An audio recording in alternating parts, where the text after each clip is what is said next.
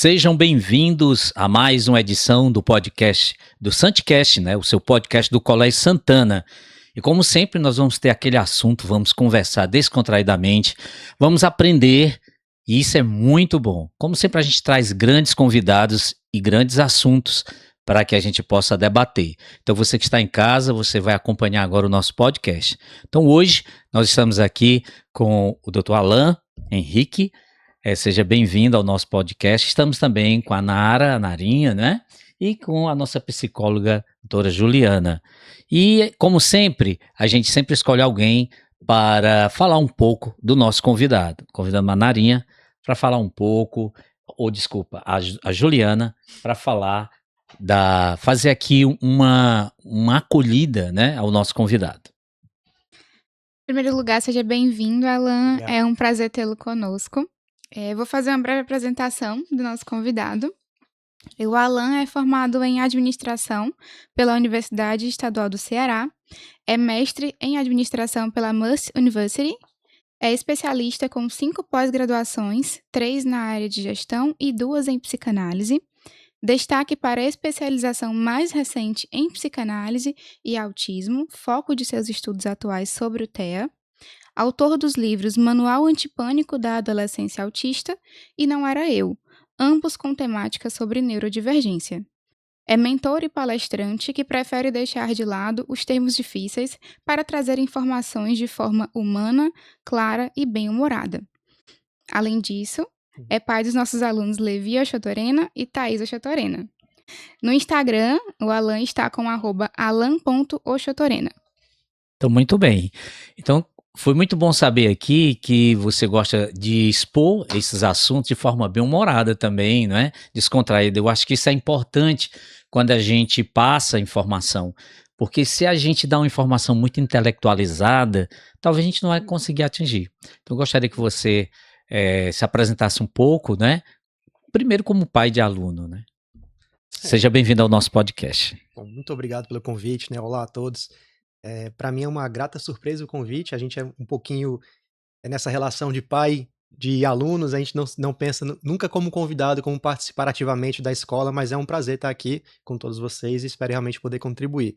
E minha apresentação, agradeço muito pela apresentação mais acadêmica, digamos assim, mas eu gosto de me apresentar realmente como o pai do Levi e da Thaís. Eu acho que é a minha principal função aqui, minha principal missão, e sou muito grato por ter 2 filhos maravilhosos, né, um de 15 anos e uma princesinha de 12 anos.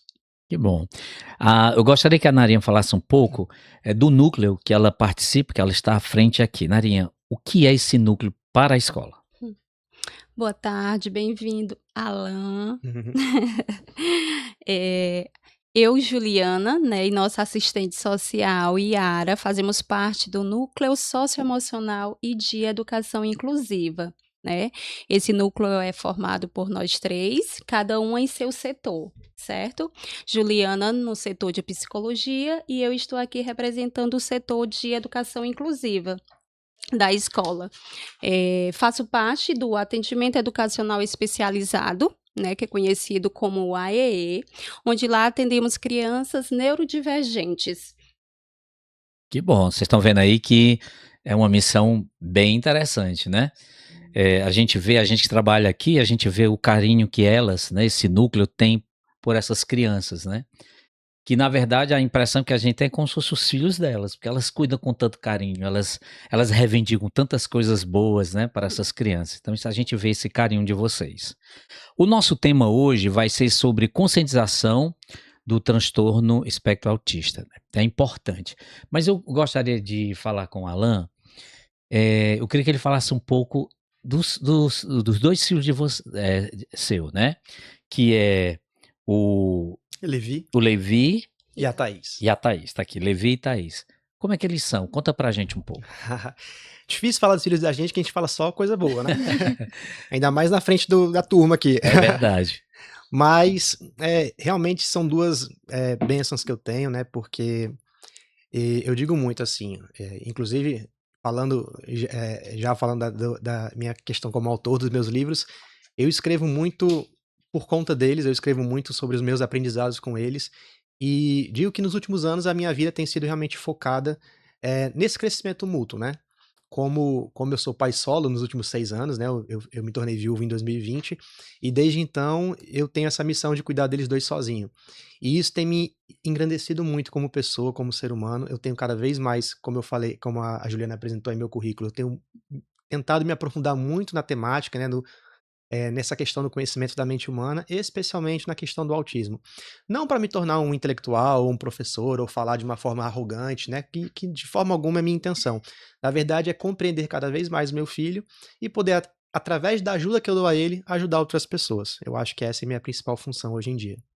Bom, Alan, nós vamos agora começar. Você será sabatinada aqui por Eita. essas duas grandes mulheres. Ano de eleição, né? Vamos... Exatamente. É uma sabatina que nós vamos fazer agora. Perfeito. Então fique à vontade qual das duas começa uma sabatina. Pronto. Vamos lá, né, Alan? Tenho certeza que sua história vai ajudar muita gente, tomara. né? Essa conversa vai ser uma conversa muito acolhedora, de conscientização realmente, tá? E pra gente começar, nos conta um pouquinho como foi que surgiu o autismo na sua vida? O autismo, assim, eu até postei um vídeo literalmente recentemente, foi no dia da conscientização do autismo, né? Na sexta-feira, e ele tá viralizando bem, porque eu acabei polemizando um pouquinho de forma proposital, né? Exatamente porque hoje em dia tá um pouquinho na moda, digamos assim, né? Na moda em que sentido? As pessoas estão. Eu não estou falando isso de forma pejorativa, eu estou falando que estar na moda é porque é um assunto em voga, é um assunto em pauta, e a gente tem que aproveitar isso da melhor maneira possível. Mas é um assunto que sempre existiu, a neurodivergência, né, sempre aconteceu. Então, de uma certa forma ou de outra, a gente sempre escutou falar. Claro que o aprimoramento do conhecimento técnico, o aprimoramento do diagnóstico clínico, ele vai facilitando e se tornando mais abrangente. Mas sendo específico, ele chegou na minha vida através do meu filho, né, do Levi, hoje com 15 anos. Então, lá no comecinho, literalmente, ele recém-nascido, ele rejeitou a mama. A mãe dele ia amamentá-lo e ele realmente botava para fora o leite e tudo mais. Apesar de que isso é algo muito comum também, né? Isso, e naquela época, naquele momento, entendeu-se que era, devido a várias questões, vários estudos, a gente não encontrava uma questão em si, um motivo em si, e entendeu-se que era intolerância à lactose. Mas ele nunca teve intolerância à lactose. Então, a partir daqui, hoje eu entendo que naquele momento já era o primeiro sinal do autismo, porque ele tinha uma rejeição à textura do leite, que é mais gorduroso, é mais denso, e ele tinha uma aversão. Embora hoje ele tenha pouquíssima intolerância alimentar, mas ali foi o primeiro sinal do autismo. Então, eu resumindo a pergunta, eu vou tentar ser breve, tá, gente? Pode me cortar, porque eu adoro aqui, falar. mas aqui a Fica à gente tá para vontade. conversar. Eu adoro falar. Conversar à vontade. Vai render corte até. Mas assim, realmente chegou através do meu filho, dessa forma que a gente foi entendendo e compreendendo alguns comportamentos dele, né? Porque como o autismo é um espectro gigantesco, não existe um check, pronto, é isso aqui que é o autismo. E volto a dizer, ele já tem 15 anos, então 15 anos atrás era mais complicado ainda, tanto os profissionais, nós pais de primeira viagem, novos, pra gente tudo que ele fazia era normal, né? Tudo era maravilhoso, não que, pelo amor de Deus, não que não seja normal uma criança autista, mas a gente não via nenhum comportamento ali que demandasse uma atenção maior ou que chamasse que fosse um problema. Que fosse um sinal de alerta, né? Exatamente, foi mais ou menos isso. Certo. E quais foram os primeiros, além, né, dessa rejeição pela mama, algum outro sinal, né, durante a infância que fizeram vocês procurarem? O martelo foi batido na alfabetização, que hoje é o primeiro ano, né? Ele teve muita dificuldade de aprender a ler e escrever, e era um garoto super inteligente. Ele é um garoto super inteligente, é um garoto que sempre foi muito participativo, sempre teve boas notas, sempre foi muito, enfim, um bom aluno, e ele teve a dificuldade extrema em aprender a ler e escrever. E isso pra gente foi o divisor de águas que realmente levou a gente a procurar um aprofundamento. Mas antes disso, né, isso eu tô falando por volta de 6 anos dele, que foi mais ou menos quando a gente começou a fechar o diagnóstico, mas antes disso, ele fazia várias coisas clássicas, né, que a gente, volta a dizer, a gente achava tudo bacaninha, lindinho, andando na ponta dos pés.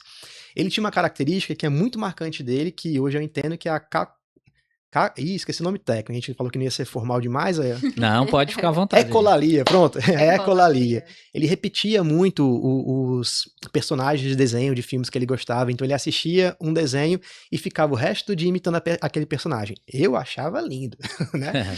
Então eu sempre gostei muito de super-herói, dos Vingadores, então apresentava os filmes pra ele dos Vingadores e ele repetia as falas do Homem de Ferro, repetia as falas do Capitão América e eu ficava super orgulhoso, mas hoje eu vejo Achando que que era já mais... era um fã ali. Nossa, dos- já fiz ali já tô passando o meu legado pra frente. Mas era mais um sinal. E hoje em dia, né, pelo nosso conhecimento, pelo nosso entendimento, já fica o primeiro alerta, né? São esses pequenos sinais que a criança que não tem uma deficiência intelectual, que é uma criança verbal, como o Levi é verbal, né? Que ficam talvez mais difícil de você identificar um diagnóstico. E quanto mais difícil, mais tardio vai ser esse diagnóstico, e quanto mais tardio, mais tarde vão ser as intervenções que são tão importantes para o desenvolvimento dele, né? E com as outras crianças, como era a relação dele com as outras crianças? Também na infância sempre foi muito padrão, muito tranquilo, né? Ele demonstrou, nessa época assim, dos 5, 6 anos, um pouco mais de agressividade, né? Em relação a bater, em relação a morder, mas principalmente porque ele tem uma outra característica de uma hipossensibilidade que ele sente pouca dor, né? Então, como ele sente pouca dor, ele também acha que os Que outros todo sentem pouca mundo dor. sente pouca Né? dor. Então, realmente, assim, ele se machucava, ele tem... quem tá mais próximo a ele já pode ter percebido que ele tem algumas cicatrizes na testa e tudo mais, porque ele se machucava, ele caía, batia e não percebia. Né? Ele chegava, às vezes, né, várias lembranças aqui me vêm à cabeça de cair, se machucar, de sangrar, e ele não percebia. Então, ele também agia com uma certa... pouca destreza, com mais força, com mais ênfase nos Que colegas. achava que aquilo ali não ia causar dor, né? Porque ele não sentia Eu tanto. sofria, sabe? Eu tô aqui lembrando, eu passei por algumas situações com ele também, dele vir, de brincar de pular, de coisas de pai e filho realmente, a gente acaba sendo... o Vira pai, criança também, né? o pai é diferente da mãe, né? A mãe vem lá com carinho, o pai joga empurra, vai na brincadeira mais Aham. agressiva e ele vinha também de volta, né? E eu sofri um pouquinho. Mas eu acho que o grande desafio, volto a dizer, né? Foi a falta de compreensão naquele momento, né? Então a gente achava mil e uma coisas, né? Inclusive eu, enquanto pai, a mãe dele, a gente foi um pouquinho julgado também, né? Ah, vocês não educam, ah, vocês não põem limite. Mas aí eu não achava que a gente era tão irresponsável assim. A gente fazia, e quando veio a irmã dele, né? A gente via lá os comportamentos, tomava as mesmas, tentava dar a mesma educação e as situações eram bem diferentes, né? Então, o divisor de águas foi esse, né? O Levi, depois dos 6, 7 anos, a gente começou a fechar o diagnóstico. Também não foi fácil, não por uma questão de negação ou de a gente não aceitar o diagnóstico, mas realmente de buscar todas as alternativas, né? Porque também não é fácil você... eu não acho que seja cômodo você fechar um diagnóstico assim, com 2, 3 consultas, tá tudo bem. Sim. Nem o profissional vai ter Esse diagnóstico tão aberto assim, né? É um diagnóstico, os profissionais estão aqui para me ajudar, né? A ajuda dos universitários aqui. Porque é uma posição muito séria, digamos assim, né? Tanto para os psicólogos, terapeutas, psiquiatras, simplesmente dizer, você é autista. Inclusive, quando eu escuto assim falar, eu fui numa consulta e fechou meu diagnóstico. Já, né? Eu concordo, ok, porque eu não vou fazer polêmica, mas é impossível, é impossível. E com 1, 2 consultas você fechar um diagnóstico ali de autismo, não é assim. Alan, você tocou aí no assunto das críticas, né, de serem julgados. Realmente, quem está de fora, muitas vezes, não consegue ter essa percepção. Não? É um universo que só vocês estão dentro que consegue. Eu penso que educar crianças não é um dever somente dos pais, né? Nós, como sociedade, precisamos também estar como participantes nesse processo.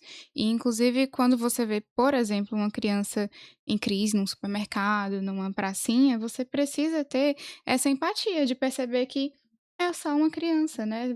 Quando ela está com crachá, ajuda ali a identificar que ela tem um diagnóstico e isso facilita o entendimento do adulto.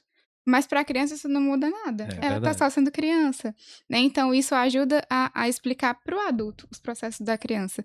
Mas isso não nos isenta enquanto sociedade de ajudá-la a passar por esse processo, né? Então eu acredito que o crachá ele vem para ajudar a explicar muito mais para nós enquanto sociedade o que nós não conseguimos entender, o que nós não conseguimos enxergar, e para a criança acaba sendo de fato um estigma. eu vejo como um estigma, de fato, o crachá, mas que acaba auxiliando alguns processos em alguns momentos. Essa era a minha questão de você vai identificar, aquela criança vai ficar identificada, marcada com o crachá, mas quando eu vi da importância que isso pode trazer para quem está ao redor, Sim. sabe, para o adulto quando você fala, isso para mim mudou a minha concepção, sabe. Porque às vezes as pessoas elas não querem elas é como você disse, essa criança é muito mimada, tá dando um showzinho e o pai não tá nem aí, a mãe não tá nem aí, porque é um outro universo, né. Eu fui recentemente para um casamento de um grande amigo meu, e tinha uma criança lá, talvez com 5, 6 anos, que ele é autista, essa criança é autista, e estava lá brincando do tablado na frente do palco, e a cerimonialista começou assim: "Ah, vamos liberar o tablado, porque vai ter acho que era a hora do buquê, não sei", e a criança não estava obedecendo. E a cerimonialista foi um pouco enfática, eu digo até um pouco grosseira, sabe. Uhum. Eh, é um exemplo de que se a criança estivesse usando um crachá, teria sido melhor Claro, compreendida, ela já teria né. visualizado.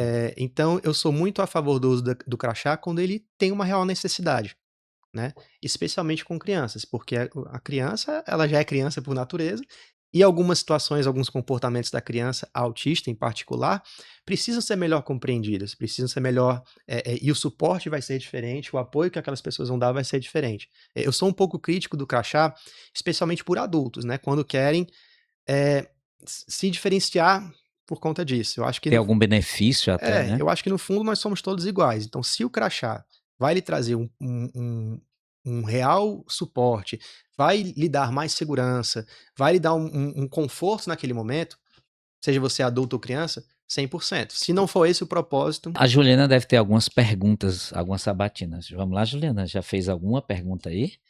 Continuando aqui, né, a gente imagina que esse processo diagnóstico realmente não tenha sido simples, mas no seu livro você até cita hum, que posteriormente, após o diagnóstico, de autismo do Levi, você chegou a ser diagnosticado também, né, então houve aí um diagnóstico tardio, de autismo na sua vida pessoal.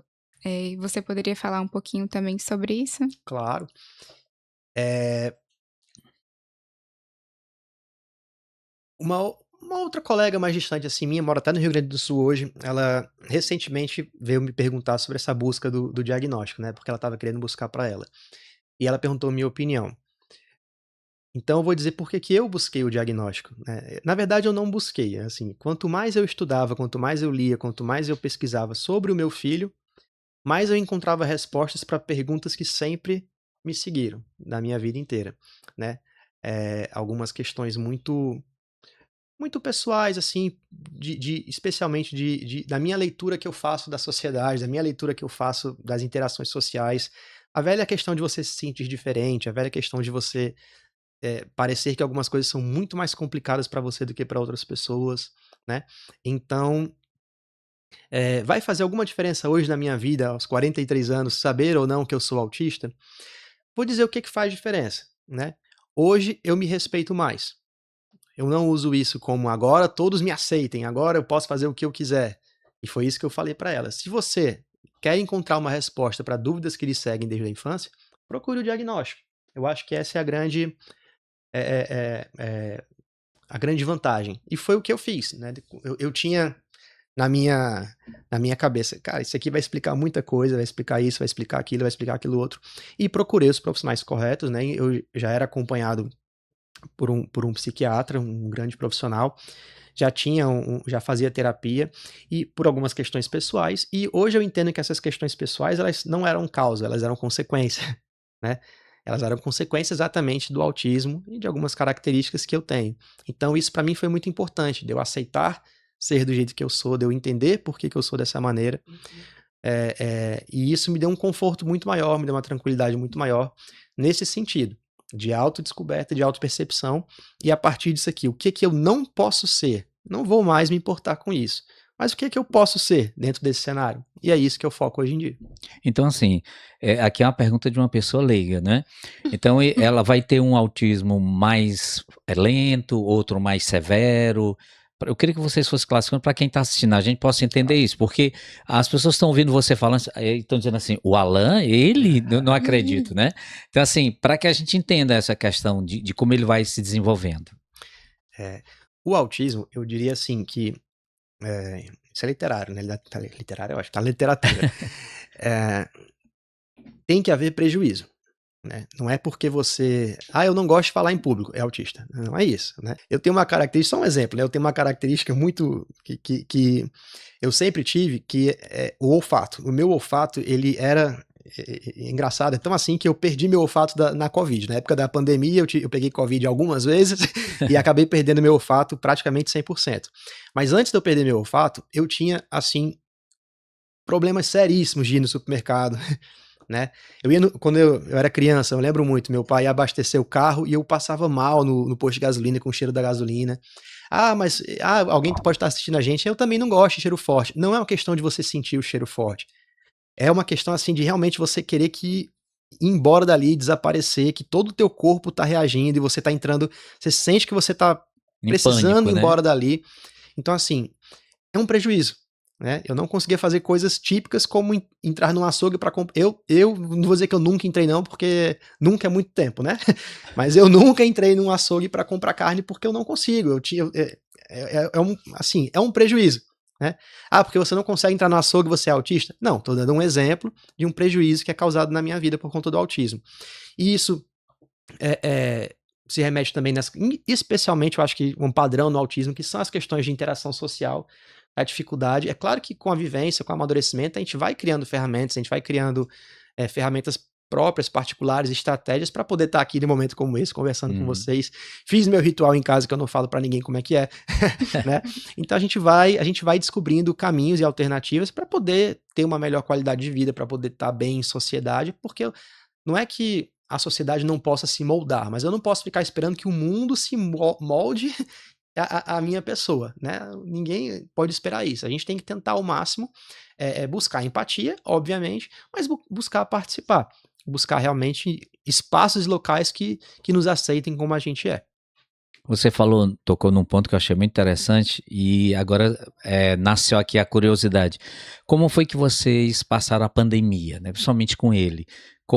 Como foi conviver, já que a gente estava restrito de tantas coisas, né? E eles gostam de muita animação, são muitos, interagem também, muitos interagem, né?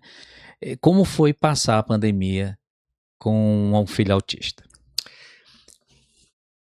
A pandemia, ela em especial, para todos nós, cada um tem sua história da Uhum. pandemia, né? Mas eh, teve um lado assim. Eu não é complicado em dizer que foi positivo ou negativo alguma coisa durante a pandemia, né, mas eu trabalhava na época no hospital regional aqui de Sobral, então eu nunca parei, Ah, né, realmente conviveu literalmente, né? eu nunca parei, assim, o fique em casa menos para para algumas pessoas, Claro. né, então a gente que trabalhava em hospital, a gente nunca deixou de trabalhar, embora eu trabalhasse na área administrativa, eu sou formado em administração, mas nós estivemos lá durante toda a pandemia. E como eu tinha uma rede de amigos, eu tinha uma rede de colegas no hospital, a gente sempre manteve essa rede, então a gente em família, claro, a família preocupada, nenhum de nós tinha muitas respostas em relação à pandemia, mas aí chegava o final de semana, chegava um sábado, a gente se juntava para almoçar junto com meus amigos: "Alan, não faça isso, pelo amor de Deus", mas eu passo a semana inteira com eles, né. Então assim, final de semana Batalhando, né? então assim, mas foi muito desafiador para os meninos em especial, tanto para o Levi quanto a Thaís, e eu acho que para todas as crianças, que foi a questão da a educação à distância, né, eu acho que foi, assim, um momento complicado da Para nossa nós vida. também, viu, porque nós Não, tivemos que nem montar estúdio, tivemos que e assim, né, aprender, Estúdio dentro assim, de da noite casa. para o dia, assim, porque na segunda-feira era tudo transmitido, né, eu acho que vocês pegaram essa época, foi muito, muito difícil também para as escolas se prepararem para esse momento. mas especificamente sobre o Levi, ele não estava aqui no Santana ainda, eles estavam em outro colégio, e eu lembro muito, ele desligava a câmera, ele não respondia. Ele teve problemas, porque a professora justamente perguntava, né, assim: "Ah, Levi, você tá aí?". Ele estava, mas ele não respondia, não ligava a câmera, não interagia, e ele teve problemas, né, assim. Então, teve esse desafio a mais, né. Hum. Porque, volto a dizer, eu também estava trabalhando, tive que contratar uma pessoa para ficar com meus filhos, né, e foi bem complicado mesmo. E a pessoa obviamente não sabia o que fazer ali, então eu chegava em casa à noite e tentava repor todo o conteúdo com ele, tentava repassar tudo com ele, porque, eh, foi bem desafiador para ele, né? Eu acho que, por incrível que pareça, né? Pode parecer assim, o autista deve ter adorado ficar trancado em casa. Não é bem assim, não é bem assim. É por isso que é bom a gente ter esses relatos, né, pra gente entender. Narinha, tem mais pergunta, não tem, Narinha? Alan, com os comportamentos de Levi, né, te levaram a esse diagnóstico de você parar e pensar assim, eu era assim, eu sou assim, eu tenho esse comportamento. E aí veio essa busca por esse diagnóstico? Uma das questões do Levi mais parecidas comigo é o famoso hiperfoco, né? O que eu posso classificar aqui como hiperfoco? Se eu estou falando sobre essa caneca e sobre o processo que foi feito essa caneca aí, não me interrompa, porque eu não vou conseguir dormir se eu não conseguir explicar para você como é que essa caneca foi feita. Então, ele adora história, ele adora as questões das guerras, as questões de como foi o Império Romano. Então, se ele está explicando, ele não para de falar sobre isso. Eu digo, nossa, tem alguém muito parecido com ele nessa casa. Tá entendendo? E é realmente assim, que volta a falar de prejuízo, né? Me causou grandes problemas familiares e sociais quando a gente vinha falar algum assunto, nada polêmico em particular, né, mas qualquer assunto, quando eu era interrompido ou quando eu tinha absoluta certeza de uma coisa, porque eu acabei de ler e a gente tem muito aquela memória fotográfica, né, eu sei exatamente o que está escrito ali, e aí depois a pessoa vem discordar de mim e eu digo, cara, eu não consigo ir embora daqui sem te convencer que você está errado, entendeu? Quem é que gosta disso? Pô, ninguém, né? Então é um grande prejuízo você ser dessa maneira. Volto a dizer, você vai criando ferramentas. Hoje em dia, se eu falar assim, olha, o céu é azul e você disser que é vermelho, eu sei me calar. Eu sei, mas é capaz de eu sair daqui e lhe mandar uma mensagem. Meu amigo, deixa eu só lhe mandar aqui sabe, essa foto aqui. Uma foto aqui para dizer que você tá errado e eu tô certo, assim.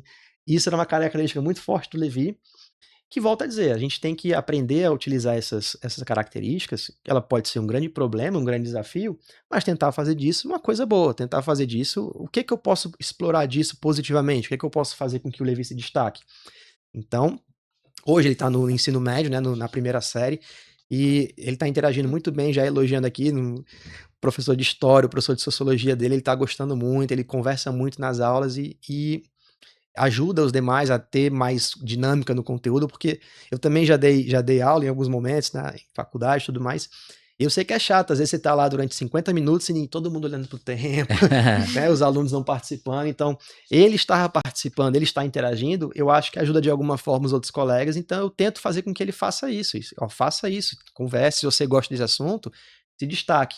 Então, é mais um dos exemplos, né, de onde foi que o Levi me chamava a atenção em mim mesmo, né, digamos assim. Então vamos aproveitar para que as pessoas também possam entender e vocês possam ajudar a gente, porque aí a pessoa ouvindo agora, se a pessoa ligou, tá aqui, sintonizou aqui no nosso canal, e ele pode achar que, então é hereditário, tem alguma via hereditária com relação a isso, então eu queria que vocês explicassem um pouco para tirar um pouco essa dúvida. Fez um silêncio aqui no estúdio, né? Pode-se dizer, já existe alguma linha, ou se existe alguma linha já nesse sentido ou não? O que eu não lembro os números exatos, tá?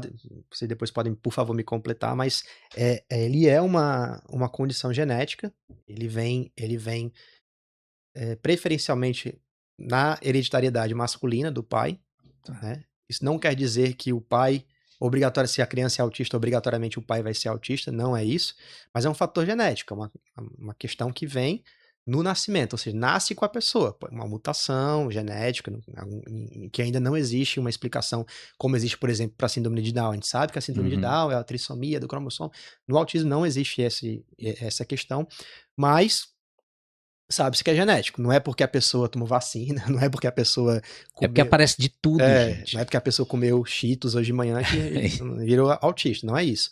Então, é uma condição genética e, na maioria dos casos, hereditária. Então, na maioria dos casos, ela é hereditária. Existe, se eu não me engano, acho que menos de 10% que são as questões não explicadas, né? Então, assim, ainda existe um mar aí a ser explorado dentro do autismo. Tô certo? Já tá no caminho, né? Uma coisa também que eu queria explorar aqui com vocês, eu estava uma vez assistindo missa, né, com a minha esposa, com meus filhos, e chegou uma criança, né, e a gente já sabia que ela era autista, Mas ela era tão carinhosa, ela passava a mão no meu cabelo, a mão no cabelo da minha esposa. Ela encostava a cabeça dela aqui no meu ombro, sabe? E aquilo para mim me cativou tanto. A gente sempre ia à missa, os pais sempre levavam naquele horário. E eu pergunto a você, é uma característica mesmo essa coisa muito carinhosa de algumas crianças autistas, é isso mesmo? Cenário que vai ver mais crianças. É assim, cada criança tem seu jeito, né? Não quer dizer que toda criança Isso. com autismo, ela tenha realmente esse comportamento, né? Como a gente sabe, tem crianças que não gostam do contato físico, né? Nem com ela e nem de fazer em alguém, Ah, tá. né? Então, cada criança com as suas especificidades, né? E aí, aproveitando, voltando aqui para o Alan, né? Vamos sabatinar aqui. A gente já sabe que ele é um paizão, né? Desde sempre, desde que eu conheci essa família, né? Que eu já até falei para ele que eu quero tanto bem os dois filhos dele.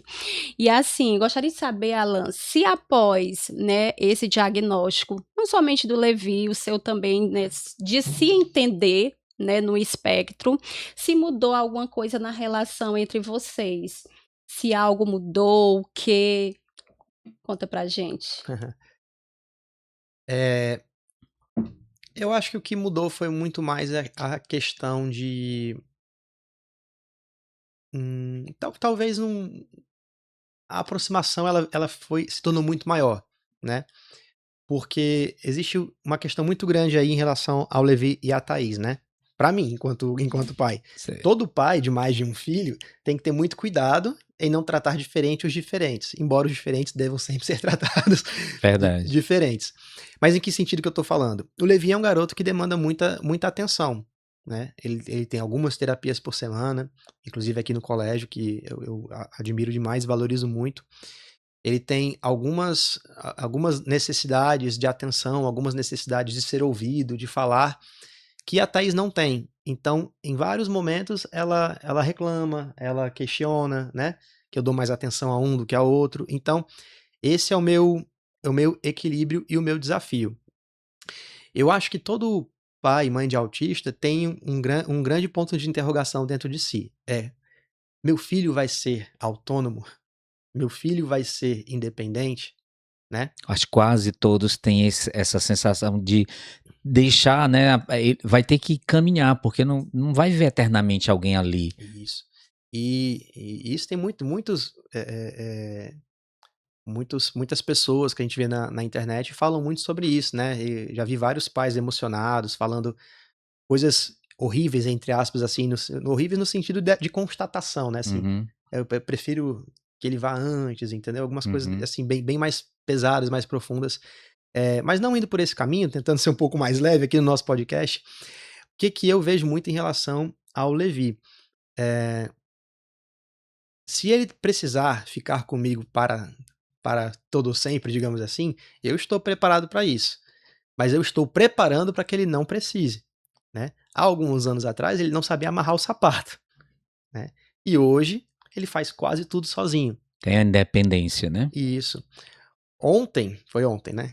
Se alguém vê-lo por aí pelos corredores, ele tá com um corte um pouco legal aqui no lábio, porque ele foi fazer a barba sozinho, entendeu? Olha aí que Pô, legal. vai acontecer, ele vai se cortar, ele vai se machucar, mas eu tenho que deixá-lo explorar, eu tenho que deixá-lo experimentar, porque antes era eu que fazia a barba dele, foi ter mais barba que o pai, não consigo entender, eu quase não tenho barba e o menino cheio de barba, e tô lá eu fazendo, cada 3 dias lá ajudando a fazer a barba e tudo mais.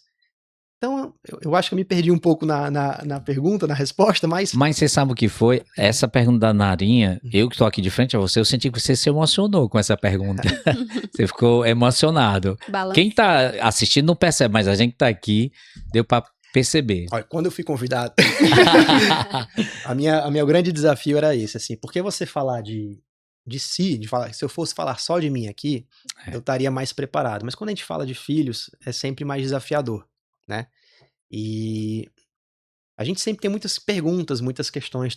Tô fazendo certo, tô fazendo errado, é isso mesmo.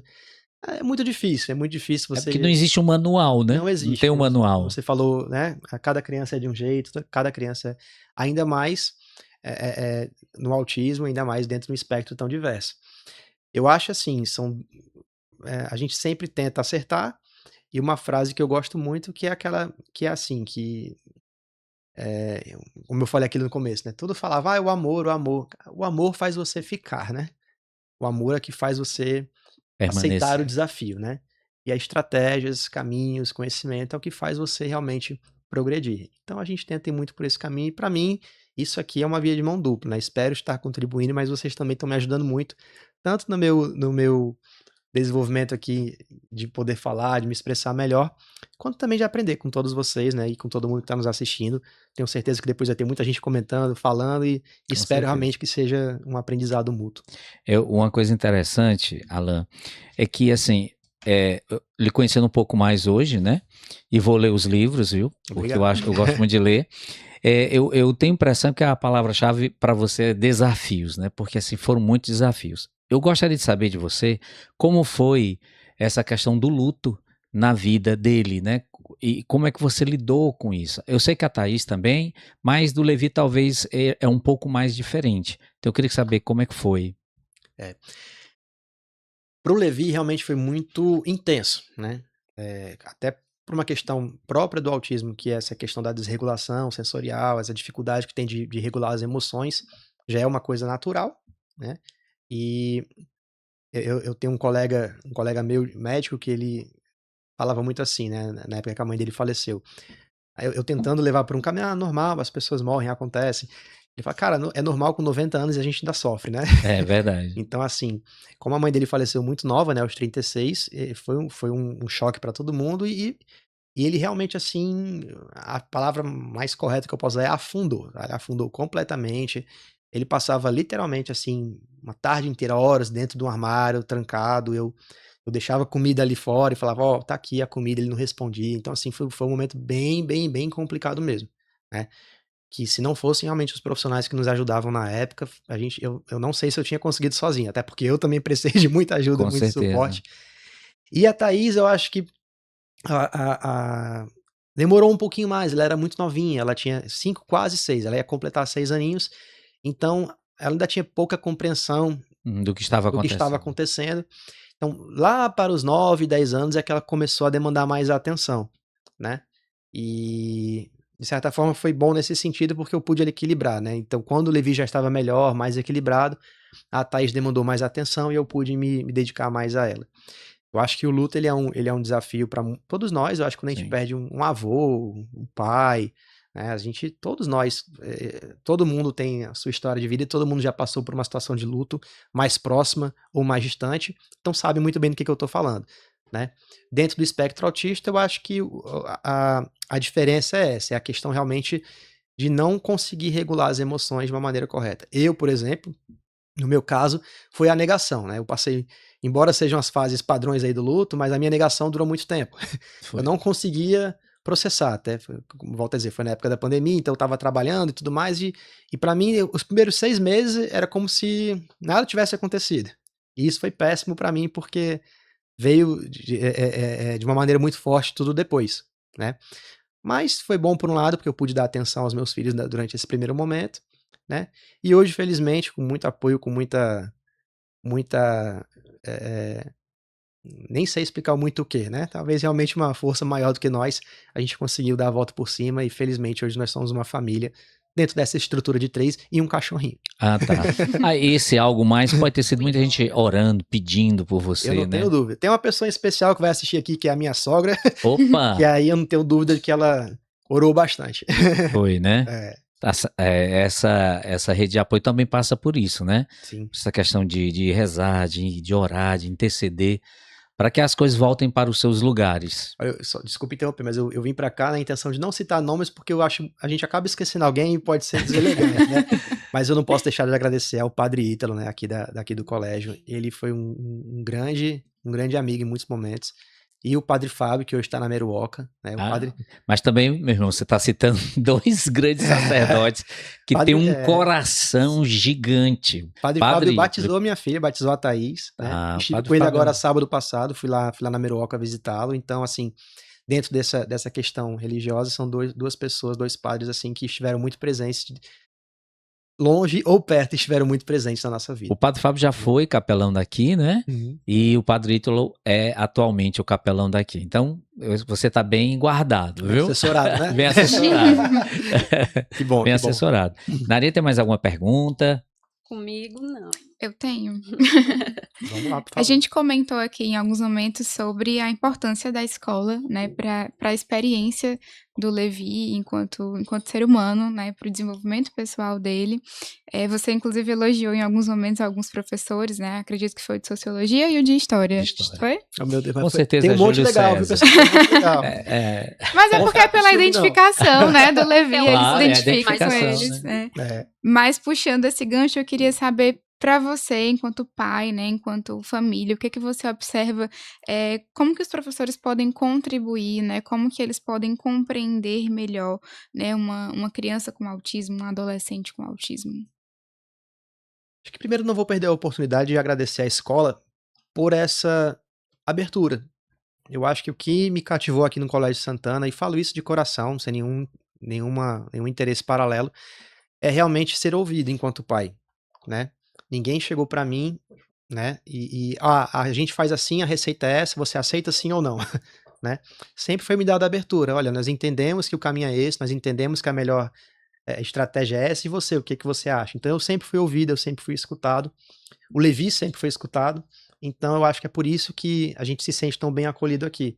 Eu sei que você não pode ser 100% aberto, que cada aluno ser tratado de um jeito e faz o que quer e bem entende, não é isso que eu estou falando. Mas eu acho que o mínimo de adaptação, o mínimo de flexibilidade, eu sempre senti aqui, né? E sou muito grato a isso. Em relação aos professores, eu não tenho dúvida de que é difícil, volto a dizer, eu também tenho alguma experiência em sala de aula, eu sei que é difícil você lidar com vários, ainda mais crianças, né? Eu nunca tive essa experiência, eu já trabalhei com sala de aula em faculdade, né? Teoricamente tem um pouco mais de maturidade. Mais adultos, né? Nem sempre, assim, sabe? Mas assim. Pelo menos a gente acha que Pelo já menos na estão. idade. Na idade. Na idade a gente já pode puxar a orelha mais forte, né? Aham. Mas assim, eu acho que é um desafio para os professores, né? O professor de história, ele está formado em história, ele aprende sobre história, então lidar com crianças e dentro de um universo tão grande, que é uma sala de aula com 30, 40 alunos, eu sei que é um desafio. Eu acho que a grande diferença é você ter essa contextualização. Olha, nós temos um aluno na sala de aula que ele demanda o quê? Então, no caso do Levi, hoje em dia está bem melhor, claro, né? Mas o Levi sempre teve grande dificuldade com o barulho, ele sempre teve grande sensibilidade auditiva. Como eu falei aqui na questão do meu olfato, né? No Levi, ele literalmente perdia completamente o controle de querer ser agressivo, de gritar, de bater, de empurrar. Não porque ele é mal educado, é porque ele não conseguia processar aquela informação. Então, nessa flexibilidade que a gente tem, ele era autorizado a sair de sala de aula, ele era autorizado né, que uma falta de educação, né, abrir a porta e sair. Então, a compreensão do professor que ele não está fazendo isso porque ele é mal educado, ou que o professor, sente aqui, cale sua boca, né, assim, não tô dizendo que, né, mas assim, eu acho que o professor, o que a gente pode Ser flexível. tentar compreender que algumas estratégias são mais necessárias que outras. Eu sei que é um desafio, volto a dizer, é muito fácil, e isso, graças a Deus, hoje em dia as pessoas na internet estão discutindo um pouco do que eu vou falar aqui agora, então não me sinto só no que eu vou falar. Inclusão não é você colocar dentro de uma sala de aula, Verdade. né? Às vezes, talvez a estratégia mais adequada não seja nem essa. E, Alan, não é só colocar numa escola, dentro da sala dali, e zero participação. Exato. Que isso é o nosso desafio muito grande, que às vezes as pessoas, não, eu vou colocar aqui na escola, a escola que se vire, a escola é que não é assim, é uma rede, é um grupo de apoio muito grande, tem que passar por todo mundo para que realmente a gente possa ter bons resultados, né? Sim, e volto a dizer, eu sou muito grato aqui a Juliana, a Narinha, eu adoro chamar de Narinha, né? Pode chamar. Pode chamar. Inclusive, assim, falei dessa educação, inclusive, especial nesse meu segundo livro, né, do Manual Antipânico. Não é fazendo mexer aqui não, mas assim, eu até lamento muito não ter trazido aqui um exemplar para mostrar para vocês, mas a Narinha conhece, acho que a Juliana também, porque Quando eu resolvi escrever sobre a adolescência autista, eu sentia falta desse conteúdo. A gente vê muita coisa sobre criança, sobre a infância, sobre o bebezinho e tudo mais, sobre encontrar o diagnóstico.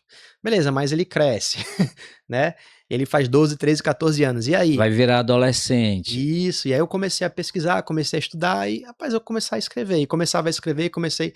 E dentro desses capítulos, eu não poderia deixar de falar da Narinha, do trabalho que o Santana faz, coloquei lá em um dos capítulos, porque eu acho realmente que as pessoas... qual era a minha intenção, qual é a minha intenção no livro, né? Eu coloquei lá 12 cenários possíveis para o adolescente autista, e que alguns desses cenários os pais vão se identificar. Não, claro que não vão se identificar com os 12, né? Não é bem assim. Mas dentro daquele universo, você tem lá 3, 4, 5 que você se identifica, você identifica ou você encontra uma estratégia. Então, fiz questão de falar do colégio, fiz questão de falar sobre esse trabalho que vocês fazem, porque é algo que os pais podem buscar dentro das suas realidades, em outras cidades, em outros colégios. Se funciona lá em Sobral, por que não vai funcionar aqui? Exato. Né? Se funciona lá no Colégio Santana, por que aqui não pode funcionar? Então, de alguma maneira que a gente possa levar isso para outras pessoas também. Essa foi a intenção.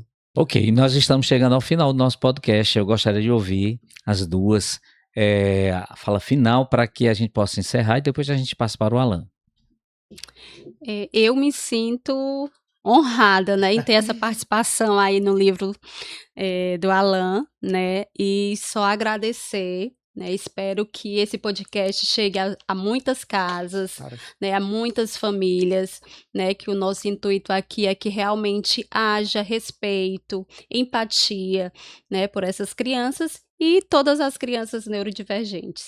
Obrigada, viu, Alan? Juliana. Eu queria agradecer, Alan, pela sua participação no podcast, por você ser um sujeito também ativo de transformação da sociedade, né, através da sua escrita, do seu posicionamento nas redes sociais. Eu sei que hoje não é fácil, né, você se expor dessa maneira, porque da mesma forma que você recebe elogios, você pode receber também muitas críticas, né, mas o que você está fazendo é importante. Eu tenho certeza que vai reverberar não somente na vida da Thaís e do Levi, mas também de toda a sociedade. Então, muito obrigada. Alan, estão pedindo aqui para que você... Onde é que pode encontrar o seu livro, né? Onde a gente pode adquirir? Perfeito. O caminho mais fácil, então, para todo mundo, eu acho que é através da rede social do Instagram, né? O @alan.ochotorena, tá? Espero que alguém consiga colocar em algum lugar aí, Ochotorena. Mas lá no meu perfil do Instagram, eu tento realmente passar um pouco, volto a dizer, né? Sem nem romantismo exagerado, nem problemas de forma desnecessárias, né?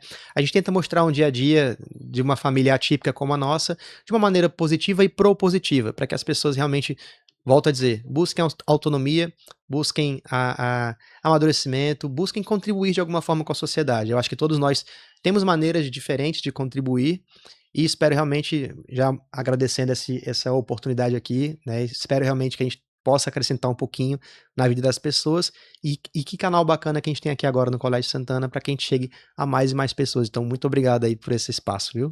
Bom, a gente agradece. Você viu aí que foi muito bom o assunto, o tema. O Santcast está sempre trazendo esses assuntos, né? Que diz respeito, que faz parte da nossa vida. Então, a gente se encontra em outro momento e a gente espera que você possa curtir, divulgar, compartilhar toda a nossa conversa. Santcast deseja a todos vocês um grande abraço, muita paz no coração.